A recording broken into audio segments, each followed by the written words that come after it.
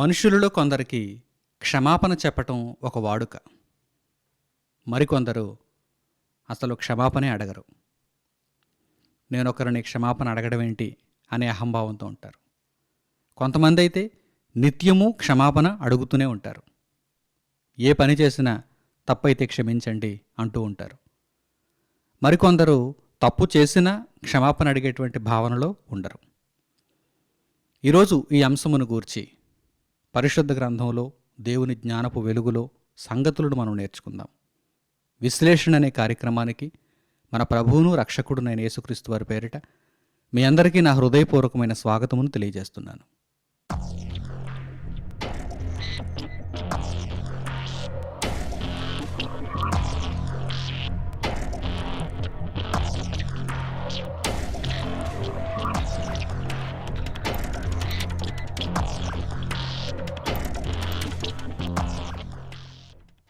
క్షమాపణ అడగటం, తప్పు చేస్తే పశ్చాత్తాపపడటం మనుషులలో ప్రతి ఒక్కరూ కలిగి ఉండవలసినటువంటి గుణం.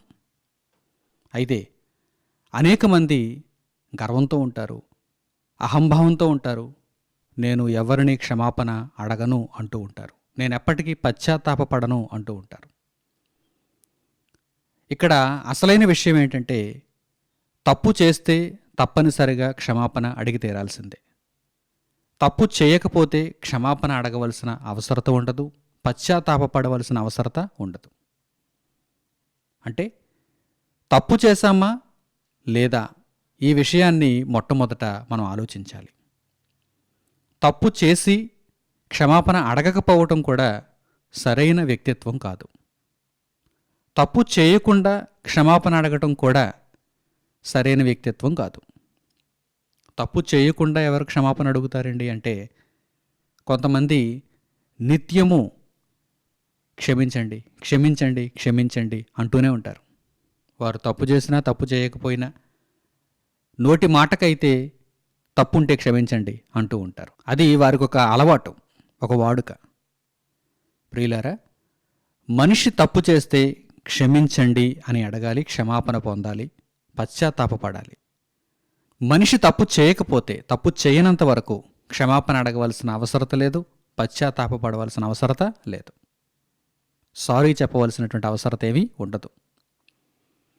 పరిశుద్ధుడైన దేవుడు ఇన్నేళ్ల మానవ జీవితాలతో ఎంతో గొప్ప సంబంధాన్ని కలిగి ఉన్నాడు. ఎన్నో తరాలతో ఆయన సంబంధాన్ని కలిగి ఉన్నాడు. ఎన్నో తరాలను ఆయన చూచాడు. ఎన్నో నిర్ణయాలను ఆయన తీసుకున్నాడు, అమలు చేశాడు. మరి ఎప్పుడైనా ఆయన తప్పు చేశాడా? తప్పు చేస్తే ఆయన దేవుడు అవుతాడా? పరిశుద్ధ గ్రంథంలో కొన్ని అమూల్యమైన మాటలను మనం చూడగలిగితే, పరిశుద్ధుడైన దేవుడు ఏనాడు తప్పు చేయలేదని, చేయబోడని, ఆయన క్షమాపణ అడిగే అవసరత ఏ పరిస్థితుల్లోనూ ఉండదని, ఆయన పశ్చాత్తాపపడడని మనం అర్థం చేసుకోవచ్చు.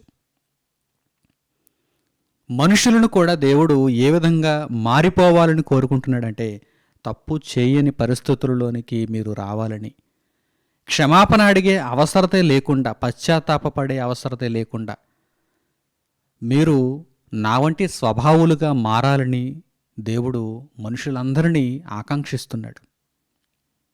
దేవుని పోలికలోనికి మనుషులు మారాలని దేవుడు కోరుకుంటున్నాడు. అయితే ఇప్పటికే తప్పు చేస్తే తప్పనిసరిగా క్షమాపణ అయితే అడిగి తీరాలి. మనుషులందరూ పాపము చేసి దేవుడు అనుగ్రహించు మహిమను పొందలేకపోవచ్చున్నారు గనక, పాపము చేసిన ప్రతి మనిషి దేవుని దగ్గరకు వచ్చి పాపమును ఒప్పుకొని క్షమాపణ అడిగి పశ్చాత్తాపపడి ఇక మీదట తప్పు చేయకుండా బ్రతికే స్థితిలోనికి రావాలని దేవుడు ఆశిస్తున్నాడు. నిత్యము క్షమాపణ అడిగి, నిత్యము పాపమును జరిగిస్తూ, నిత్యము పశ్చాత్తాపపడుతూ ఉండాలని దేవుడు మనిషిని ఆదేశించలేదు. ఇప్పటి వరకు చేసినటువంటి తప్పులను క్షమించమని అడగండి, పశ్చాత్తాపపడండి. ఇక మీదట పశ్చాత్తాపము యొక్క అవసరత లేకుండా దేవుని వలె, దేవుని కొరకు బ్రతకండి. దేవుని వలె అంటే దేవుని యొక్క స్థానాన్ని మీరు పొందటం అని కాదు, దేవుని యొక్క స్వభావాన్ని మీరు పొందాలని. దేవుడు తన బిడ్డలను తన వలె ఉండాలని కోరుకుంటున్నాడు. ఒక తండ్రి తన కుమారుణ్ణి తన వలె ఉండాలని, ఆలోచనలలో, వ్యక్తిత్వంలో తన వలె ఉండాలని కోరుకోడా?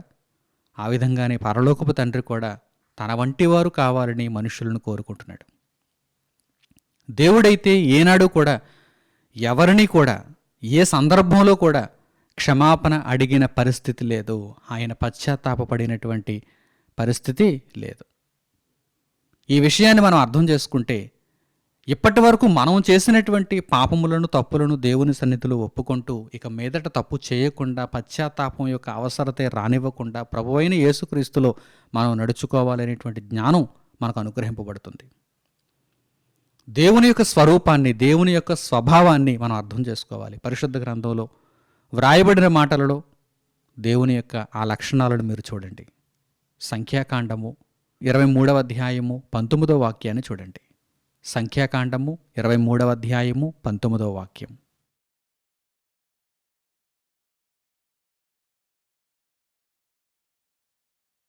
దేవుడు అబద్ధమాడుటకు ఆయన మానవుడు కాడు, పశ్చాత్తాపపడుటకు ఆయన నరపుత్రుడు కాడు. ఆయన చెప్పి చేయకుండునా, ఆయన మాట ఇచ్చి స్థాపింపకుండునా.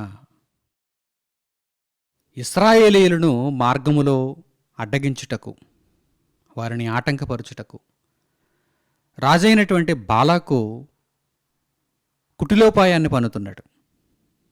ప్రవక్త అయినటువంటి బిలామును తనకు అనుకూలముగా ప్రవర్తించుటకు గాను తనను దీవించి, తన ప్రజలను దీవించి ఇశ్రాయేలీయులను శపించమని బిలాముకు బహుమతులు ఇస్తున్నాడు బాలాకు.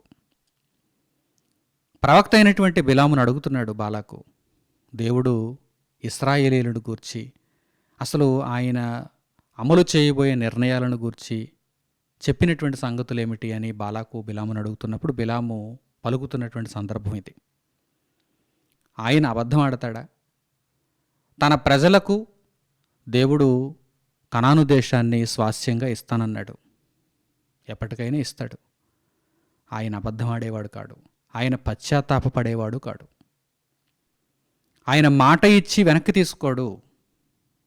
దేవుడు మాట ఇచ్చాడంటే దానిని స్థాపిస్తాడు. నీవు నీతిగా బ్రతుకు, నీవు నిజాయితీగా ఉండు, దేవుడు తప్పకుండా ఇచ్చిన మాటను నెరవేరుస్తాడు.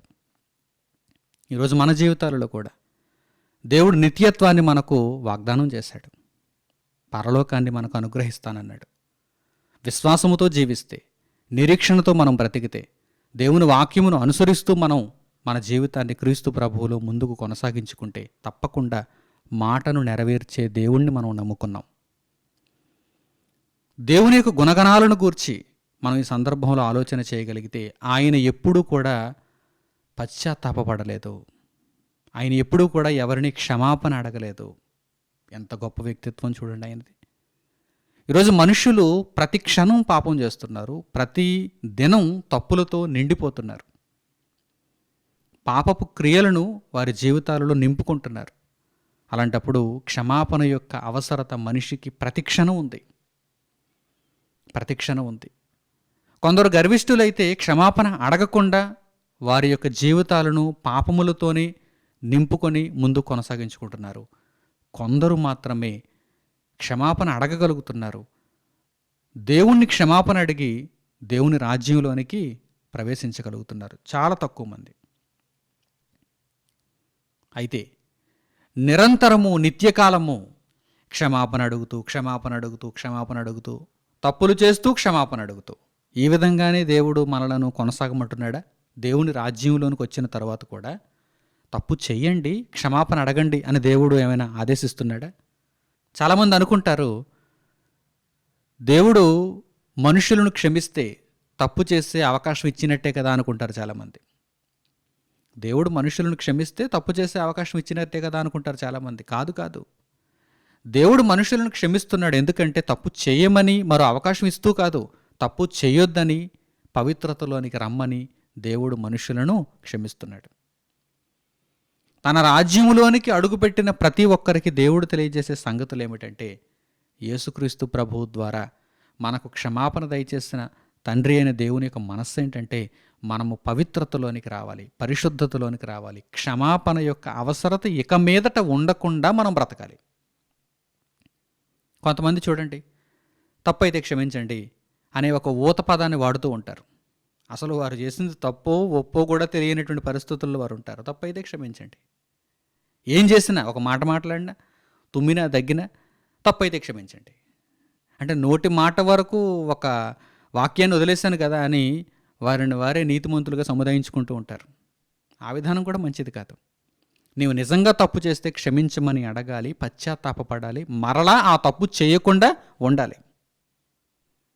కొంతమంది చూడండి, చిన్న చిన్న తప్పులు నడుస్తూ ఉంటారు, క్రింద ఎవరైనా కూర్చుంటే వారిని తొక్కుకుంటూ వెళ్ళిపోతూ ఉంటారు. తొక్కిన తర్వాత వారికి వీరి యొక్క కాళ్ళు తగిలిన తర్వాత, ఆ పాదాలు తగిలిన తర్వాత క్షమించండి క్షమించండి అనుకుంటూ వెళ్ళిపోతూ ఉంటారు. అలా క్షమించండి అని అడిగే బదులు నీవు నడిచేటప్పుడే చాలా జాగ్రత్తగా నడవచ్చుగా. నీ పాదములు వారికి తగలకుండా, నీ కాళ్ళు వారికి తగలకుండా నీవు జాగ్రత్తగా నడవచ్చుగా. అలా ఉండదు. అడ్డదిడ్డంగా అందరినీ తొక్కుంటూ పోవడమే, ఒక బోర ముందు వేసుకుని తప్పైతే క్షమించండి, తప్పైతే క్షమించండి, తప్పైతే క్షమించండి తొక్కుకుంటూ వెళ్ళిపోవడమే. ఏంటి మనసు, ఏంటి జీవితం, ఏంటి బ్రతుకు? ఈ ఆలోచన విధానం మంచిది కాదు. దేవుడు మనలో ఆశించుచున్నటువంటి విధానం ఏంటంటే, మనము దేవుని యొక్క పోలికను ధరించుకోవాలి. దేవుడు ఎలాంటి పోలికతో ఉన్నాడు? ఆయన ఎప్పుడూ కూడా ఎవరిని క్షమాపణ అడగలేదు, ఎవరిని ఎప్పుడు పశ్చాత్తాపపడి అటువంటి పరిస్థితులలో ఆయన మాట తప్పినవాడుగా కనిపించడం లేదు. అలా ఉండాలని మనల్ని కోరుకుంటున్నాడు. కానీ ఇప్పటికీ మనం తప్పులు చేస్తున్నాం, ఇప్పటికీ మనం పాపపు స్వభావంతో ఉన్నాం. కనుక ఇప్పటి వరకు చేసినటువంటి తప్పులను దేవుని ఎదుటకు వెళ్ళి క్షమించమని, ప్రభువైన యేసులో రక్షణను అనుగ్రహించమని మనం కోరుకోవాలి. అందుకు మనం బద్ధులమై ఉన్నాం. కానీ ఇక మీదట నేను నిత్యము దేవుణ్ణి క్షమించమని అడుగుతూ తప్పులు చేస్తూనే ఉండాలనేటువంటి భావనతో అయితే ఉండకూడదు. నేను కూడా దేవుని పోలికను ధరించుకొని దేవుని కుమారునికి తగ్గట్టుగా బ్రతకాలని ఆలోచన చేయాలి. దేవుని రాజ్యములో నిత్యము నన్ను నేను సరిచేసుకుంటూ పాపము జోలికి వెళ్లకుండా నేను దేవుని యొక్క పోలికను, దేవుని స్వభావాన్ని ధరించుకుని ఉండాలని మనం ఆలోచన చేయాలి. నీతిమంతులు, ప్రవక్తలు దేవుని మనస్సును గ్రహించిన వారు గనక దేవుని పోలికను వారు సంతరించుకోవటానికి వారు ఆలోచన కలిగి ఉన్నారు. సమూయేలు మొదటి గ్రంథంలో కూడా వ్రాయబడినటువంటి ఈ మాటలను మీరు చూడండి. సమూయేలు మొదటి గ్రంథము 15వ అధ్యాయము 29వ వాక్యం.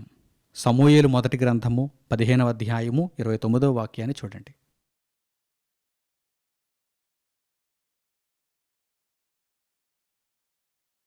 మరియు ఇశ్రాయేలీయులకు ఆధారమైన వాడు నరుడు కాడు, ఆయన అబద్ధమాడడు, పశ్చాత్తాపపడడు. ఇశ్రాయేలుకు ఆధారమైన వాడు మాట తప్పేవాడు కాడు, క్షమాపణ అడిగేవాడు కాడు, పశ్చాత్తాపపడేవాడు కాడు. అంటే తప్పు చేసేవాడు కాడు. ప్రాథమికంగా ఈ స్వభావాన్ని మనం అర్థం చేసుకోవాలి. దేవుడు తప్పు చేసేవాడు కాడు. తప్పు చేయకపోతే క్షమాపణ అడిగే అవసరం లేదు కదా. తప్పు చేయకపోతే పశ్చాత్తాపపడే అవసరం లేదు కదా. ఈరోజు మనుషులు నిత్యము క్షమాపణ అడిగే పరిస్థితులలోనే ఎందుకు ఉంటున్నారంటే తప్పులు చేస్తున్నారు.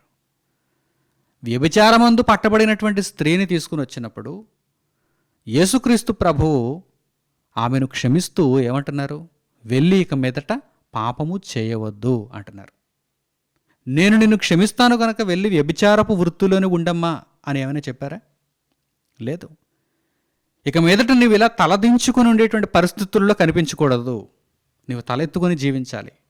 నీవు నీ తండ్రికి తగ్గ బిడ్డగా నీవు జీవించాలి. అలా జీవించాలంటే నువ్వేం చేయాలి? నీతి మార్గంలో నడుచుకోవాలి. పాపము చేస్తే తలదించుకుంటావు, పాప బంధకముల చేత నువ్వు పట్టబడతావు. నీవు క్షమాపణ అడగవలసినటువంటి పరిస్థితి కూడా ఏర్పడుతుంది. నీవు పశ్చాత్తాపపడవలసినటువంటి పరిస్థితి కూడా ఏర్పడుతుంది. లోక సంబంధమైనటువంటి విషయాలలో కూడా మనుషులు ఎలా ఉండాలనుకుంటారు? తల ఎత్తుకొని జీవించాలనుకుంటారు తప్ప నలుగురు ముందు తలదించుకొని జీవించాలని ఎప్పుడూ ఆలోచన చేయరు కదా. తలదించుకోకుండా ఉండాలంటే తప్పు చేయకూడదు. లోకమందు మనుషుల పట్ల కూడా తలదించుకోకుండా ఉండాలంటే తప్పు చేయకూడదు. తప్పు చేయకపోతే నువ్వు ఎప్పుడూ తలెత్తుకునే ఉంటావు. లోకపరంగా కూడా ఈ విషయాలు మనకు తెలుసు. మరి దేవుని ముందు మనం తలెత్తుకోవాలంటే, దేవుని ముందు మనం నిర్భయముగా నిలబడాలంటే ఏం చేయాలి? దేవుడు ఆదేశించిన మార్గంలో మనం నడుచుకోవాలి. ప్రభు అయిన యేసుక్రీస్తు మార్గములో మనము ముందుకు కొనసాగాలి.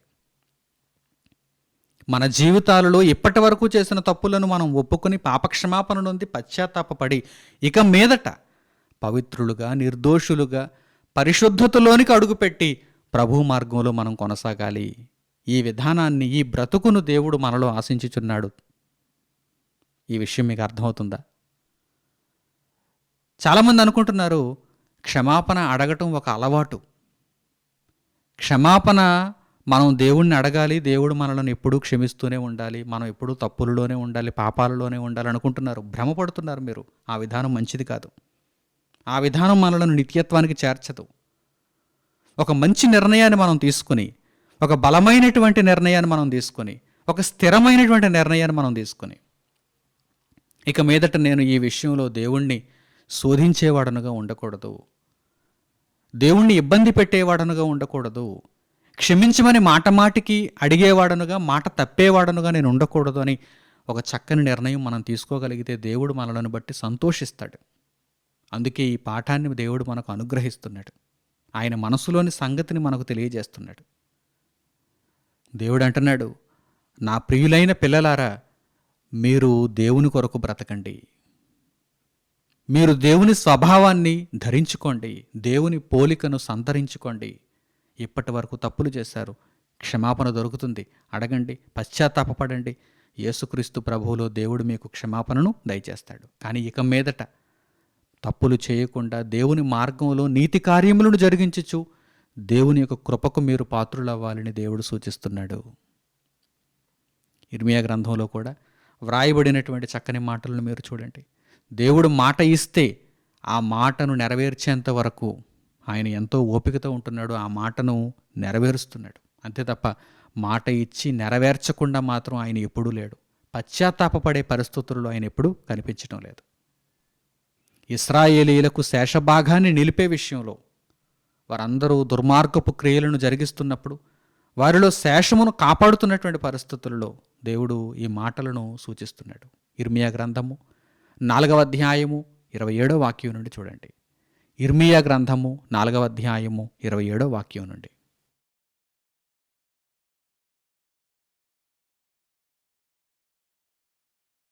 యెహోవా ఎలాగూ సెలవిచ్చుచున్నాడు, ఈ దేశమంతయు పాడగును గాని నిశ్శేషముగా దాని నాశనము చేయను. దానిని బట్టి భూమి దుఃఖించుచున్నది, పైన ఆకాశము కారు కమ్మియున్నది. అయితే నేను దానిని నిర్ణయించినప్పుడు మాట ఇచ్చితిని, నేను పశ్చాత్తాపపడుటలేదు, రద్దు చేయుటలేదు. దేవుడు ఇశ్రాయేలీయులకు మాటిచ్చాడు, మిమ్మును నేను కాపాడుతాను, శేషాన్ని నిలుపుతాను, మీలో నాకు విధేయులైన వారిని నేను ఎల్లప్పుడూ కాపాడుతూనే ఉంటాను, దావీదు యొక్క సంతానమును నేను ఎప్పుడూ కూడా నిలుపుతాను అని దేవుడు మాటిచ్చాడు. మాటిచ్చాడు గనక ఆ మాటను రద్దు చేయలేదు ఆయన. ఎవరైతే ఇశ్రాయేలీయులలో నీతిమంతులుగా శేషభాగముగా దేవునికి కనిపిస్తున్నారో వారిని దేవుడు కాపాడుతున్నాడు. ఇశ్రాయేలీయులు చెరపట్టబడినా కానీ ఆ చెరలోనికి వెళ్ళిపోయినటువంటి నీతిమంతులలో దేవుడు ఆ మనుష్యులను కాపాడుతున్నాడు, వారిని దేవుడు బ్రతికింపజేస్తున్నాడు. ఈ మాటలను మనం చదువుతున్నప్పుడు ఇశ్రాయేలీయులను పూర్తిగా దేవుడు సమూల ధ్వంసం చేశాడా? లేనేలేదు. ఆయన అబ్రహాముకి ఇచ్చిన మాటను అలా నిలబెడుతూనే వచ్చాడు. ఇశ్రాయేలీయులలో ఉన్నటువంటి శేషభాగాన్ని దేవుడు కాపాడుతూనే వచ్చాడు. చూసారా? దేవుడు పశ్చాత్తాపపడేవాడు కాడు, దేవుడు క్షమాపణ అడిగేవాడు కాడు. తప్పైపోయింది, నేను అప్పుడు మాట ఇచ్చేశాను, ఆ మాటను నెరవేర్చే స్థితిలో నేను లేను అని దేవుడు ఎప్పుడు చెప్పడు. ఆయన నెరవేర్చే మాటనే చెబుతాడు. దేవునిది ఇంత ఉన్నతమైన వ్యక్తిత్వం అయినప్పుడు మనము కూడా అంత ఉన్నతమైన వ్యక్తిత్వంలోనికి వెళ్ళాలంటే దేవుణ్ణి ఆశ్రయించాలి. సరే, ఇప్పటి వరకు మునుపటి కాలంలో మనం చేసినటువంటి తప్పులు, పాపములు, అతిక్రమములు దేవుని ఎదుట ఒప్పుకొని క్షమాపణ అయితే అడగాలి, మనం క్షమాపణ పొందాలి. కానీ దీనినే ఒక అలుసుగా చేసుకొని పాపము చేస్తూ క్షమాపణ అడుగుతూ దానిని ఒక ప్రవృత్తిగా మార్చుకుంటే, దానిని ఒక అలవాటుగా చేసుకుంటే అది చాలా తప్పు. అది క్షమించరాని నేరం, అది అపవాది యొక్క స్వభావం. దేవుని యొక్క స్వభావం ఏంటి? క్షమాపణ అడగడాయన, మాట తప్పడాయన. ఆయన తానిచ్చిన మాటను రద్దు చేయడు. పాపము లేనివాడు గనుక నిజంగా ఆయన ఆ స్వభావాన్ని మనకు చూపిస్తూ మనలను కూడా ఆ స్వభావంలోనికి రమ్మని ఆహ్వానిస్తున్నాడు. దేవుని కుమారుడైన యేసుక్రీస్తు ప్రభువు కూడా భూమి మీద శరీర ఆకారంలో ఆయన జీవిస్తున్నప్పుడు పాపము లేనివాడుగా ఉన్నాడు. పాపము చేస్తే క్షమాపణ అడిగేటువంటి పరిస్థితి ఏర్పడుతుంది, పశ్చాత్తాపపడేటువంటి పరిస్థితి ఏర్పడుతుంది. యేసుక్రీస్తు ప్రభువు పశ్చాత్తాపడ్డా? యేసుక్రీస్తు ప్రభువుకు క్షమాపణ యొక్క అవసరత వచ్చిందా? లేనేలేదు, రాలేదు. ఎందుకని? తాను ఈ భూమి మీద జీవించిన కాలమంతా కూడా, శరీరధారిగా ఉన్న దినములన్నీ కూడా ఎంతో భయంతో ఉన్నాడు, ఎంతో భక్తితో ఉన్నాడు. పాపమును ఆయన జరిగించలేదు, పాపము జోలికి వెళ్ళలేదు. ఎందుకంటే పాపము చేస్తే పాపము చేత బంధింపబడతారు, క్షమాపణ అడిగే పరిస్థితి ఏర్పడుతుంది, పశ్చాత్తాపపడవలసిన పరిస్థితి ఏర్పడుతుంది. కానీ దేవుని యొక్క గుణం ఏంటి? దేవుని యొక్క స్వభావం ఏంటి? దేవుని యొక్క లక్షణం ఏంటి? ఆయన నరుడు కాడు, పశ్చాత్తాపపడడు, ఆయన అబద్ధం ఆడడు. మనం నరులం, పశ్చాత్తాపపడుతున్నాం. కానీ ఇక మీదట నర స్వభావం నుండి దైవ స్వభావంలోనికి మనం వెళ్ళిపోవాలి. నరమాతృలుగానే అపవాది యొక్క స్వభావంలో మనం ఉండిపోకూడదు, దైవ స్వభావంలోనికి మనం వెళ్ళిపోవాలి. వెళ్ళాలంటే దేవుని యొక్క సహాయాన్ని పొందాలి, దేవుని మార్గంలో మనం నడుచుకోవాలి, ప్రభు అయిన యేసుక్రీస్తును మనం అనుసరించాలి. ఆయన చూడండి, ప్రభు అయిన యేసుక్రీస్తు చూడండి, నిత్యము నన్ను క్షమించండి అంటూ ఉన్నాడా? అసలు ఏ కొషాన కూడా, ఏ పరిస్థితుల్లో కూడా నన్ను క్షమించండి అనేటువంటి మాట ఆయన మాట్లాడలేదు. ఎందుకంటే ఆయన అటువంటి పవిత్రమైనటువంటి జీవితాన్ని జీవించాడు. పవిత్రులకు క్షమాపణ అడిగేటువంటి అవసరత ఉండదు, పరిశుద్ధులకు క్షమాపణ అడిగే అవసరత ఎప్పటికీ రాదు.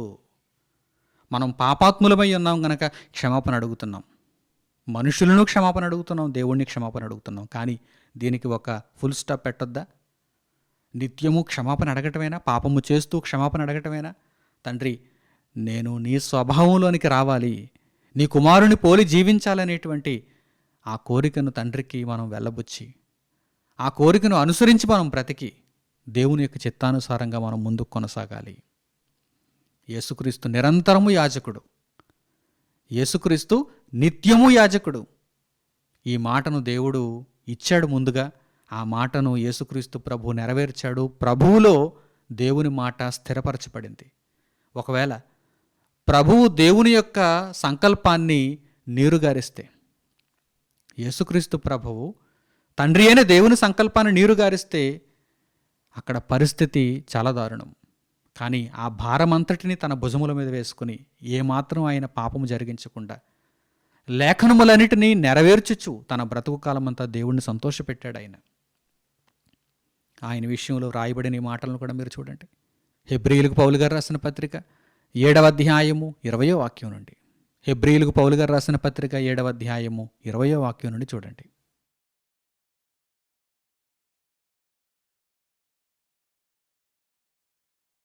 మరియు ప్రమాణము లేకుండా యేసు యాజకుడు కాలేదు గనుక ఆయన మరి శ్రేష్టమైన నిబంధనకు పూటకాపాయెను. వారైతే ప్రమాణము లేకుండా యాజకులగుదురు గాని ఈయన నీవు నిరంతరము యాజకుడివై ఉన్నావని ప్రభువు ప్రమాణము చేశాను, ఆయన పశ్చాత్తాపపడడు అని ఈయనతో చెప్పిన వాని వలన ప్రమాణపూర్వకముగా యాజకుడాయెను. దేవుడు యేసుక్రీస్తును గూర్చి ప్రమాణము చేశాను, ఈయన నిరంతరము యాజకుడై ఉంటాడు, ఈయన నిత్యము యాజకుడై ఉంటాడు, ప్రజలను వారి పాపముల నుండి ఆయన రక్షిస్తాడు. దేవుడు ప్రమాణం చేశాడు, ఆ ప్రమాణాన్ని యేసు ప్రభువు శరీరధారిగా నెరవేర్చాడు. ఒకవేళ యేసు ప్రభువు నెరవేర్చకపోతే దేవుడు పశ్చాత్తాపపడేటువంటి పరిస్థితే వస్తుంది కదా. నా ప్రియులైన సహోదరి సహోదరులారా, ప్రభువు ఎంత భారాన్ని కలిగి ఈ భూమి మీద పవిత్రతను సంపాదించుకొని, పవిత్రతను కొనసాగించుకొని, పవిత్రతను సంపూర్ణం చేశారో ఒక్కసారి మీరు గమనించండి. ఇక మన జీవితాలలో కూడా ప్రభువును పోలి జీవించటానికి, ప్రభువును అనుసరించటానికి మనం నిర్ణయం తీసుకోవాలి. అంతే తప్ప దేవుడు క్షమాపణ ఇచ్చేటువంటి వెసులుబాటును మనకు చూపిస్తున్నాడు గనక మనం పాపం చేస్తూ నిరంతరము క్షమాపణ అడుగుతూ ఈ ప్రవృత్తులను కొనసాగిపోదామంటే అది తప్పుడు స్వభావము. ఆ స్వభావంలోనే మీరు మరణిస్తే అపవాది వెళ్ళినటువంటి మార్గంలో వెళ్ళిపోతారు. అటువంటి మార్గంలో వెళ్లకుండా ఉండాలంటే ఇప్పుడే చక్కని నిర్ణయం తీసుకోండి. నేను దేవుని పోలిక, నేను దేవుని స్వరూపంలో ఉండాలంటే ఇప్పటి వరకు చేసిన పాపమునకు ప్రాయశ్చిత్తమును పొందాను, పశ్చాత్తాపపడ్డాను, దేవుణ్ణి క్షమింపమని అడిగాను. కానీ ఇక మీదట దేవునితో, దేవుని వలె, దేవుని కొరకు క్రీస్తు ప్రభు మార్గంలో నేను కొనసాగాలి అని చక్కని నిర్ణయాలు తీసుకోవాలి. మాటిమాటికి దేవుణ్ణి నేను శోధించేవాడను కాక, మాటిమాటికి దేవుణ్ణి నేను క్షమాపణ అడుగుతూ ఉండేవాడను కాక, దేవుని కొరకు జీవిస్తూ దేవుని బిడ్డను పోలి బ్రతుకుతూ నీతి కార్యములను జరిగిస్తూ ప్రభువు వలన పరలోకపు ఫలమును పొందాలనే ఆలోచనతో మీరందరూ ఉండాలని హృదయపూర్వకంగా కోరుకుంటూ దేవుని వాక్యమును ఇంతటితో నేను ముగిస్తున్నాను. తండ్రి అనే దేవునికి ప్రార్థనలు ఏకీభవించండి. మహోన్నతుడును పరిశుద్ధుడును ఎప్పటికీ పశ్చాత్తాపపడకుండా నిత్యము పరిశుద్ధతలో ఉండే మా కన్నతండ్రి అయిన దేవా, మీ ఉన్నతమైన ప్రేమకు ఈరోజు ఈ సందర్భమందు మీరు దయచేసిన అద్భుతమైన జ్ఞానం కొరకు మా హృదయపూర్వకమైన కృతజ్ఞతలు మీకు తెలియజేస్తున్నాము నాయన. తండ్రి, అపవాది కలిగించే భ్రమలో, పాపపు క్రియలలో, మలినకరమైనటువంటి జీవితంలో ఇప్పటి వరకు ఉండిపోయినటువంటి మనుషులందరినీ తండ్రి, ఈ మాటల చేత మీరు మేల్కొల్పుతున్నందుకు మీకు స్తుతులు, స్తోత్రములు తండ్రి. మీ జ్ఞానమును విని, మీ సంగతులను తెలుసుకొని, పశ్చాత్తాపమును వారు కలిగి ఉండి, ప్రాయశ్చిత్తమును ప్రభువైన యేసుక్రీస్తులో వారు పొంది, ఇక మీదట పశ్చాత్తాపపడని జీవితాలలోనికి, రక్షణతో కూడిన, వెలుగుతో కూడిన జీవితాలలోనికి వారు ప్రవేశించగలుగుటకు నాతో పాటు మీ బిడ్డలందరికీ సహాయమును దయచేయండి. మీ కృపను మా ఎడల విస్తరింపజేసినందుకు మీకు స్తుతులు, స్తోత్రములు తండ్రి.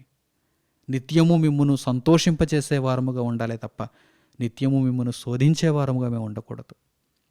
మా జీవితాలలో కఠినమైన, బలమైన, స్థిరమైన నిర్ణయాలు తీసుకొని తండ్రి, మీ కొరకు ఎల్లప్పుడూ పవిత్రతలో కొనసాగే భాగ్యం క్రీస్తు ప్రభువులో మాకు దయచేయమని మిమ్మల్ని వేడుకుంటూ, ఈ వాక్యమంతయు మా జీవితాలలో ఫలించగలుగులాగున కృప దయచేయమని మిమ్మల్ని ప్రాధేయపడుతూ, మా ప్రార్థన మనవులను మా ప్రభువును రక్షకుడునైన యేసుక్రీస్తు వారి పేరిట మిమ్మల్ని వేడుకొనుచున్నాము తండ్రి.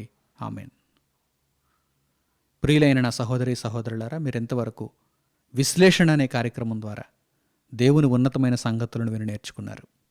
ఈ కార్యక్రమం ప్రతి బుధవారం సాయంత్రం 7 గంటలకు ప్రసారమవుతున్నది. వారంలో ప్రతిరోజు దేవుని వాక్యము మీకు అందుబాటులో ఉంటున్నది. నిరంతరాయంగా దేవుని జ్ఞానమును నేర్చుకుంటూ, ఆత్మయందు బలపడుతూ, అనేక మందికి ఈ సంగతులను పరిచయం చేస్తూ దేవుని రాజ్యంలో మీరు వర్ధిల్లాలని కోరుకుంటున్నాం. ఈ సంగతులన్నిటిని గూర్చి వివరాలు మీకు తెలియాలంటే మా వెబ్సైట్ను తప్పకుండా మీరు వీక్షించండి. గతంలో చెప్పబడిన అంశములు, ప్రతిరోజు ప్రకటింపబడుతున్నటువంటి అంశములు మీ అందరికీ అందుబాటులో ఉంటాయి. మా వెబ్సైట్ చిరునామా www.sutotal.com. ఎటువంటి సందేహాలున్నా వాట్సాప్ ద్వారా మమ్మల్ని సంప్రదించండి. మా వాట్సాప్ నంబర్ 8978414178. ప్రకటనలు ఇంతటితో సమాప్తం. మన తండ్రి అయిన దేవుని ప్రేమ, మన రక్షకుడైన యేసుక్రీస్తు వారి కృప, పరిశుద్ధాత్ముని అన్యోన్య సహవాసము మనందరికీ సదాకాలము తోడై మనలను నిత్యము నడిపించునుగాక. ఆమెన్. అందరికీ వందనములు. సెలవు.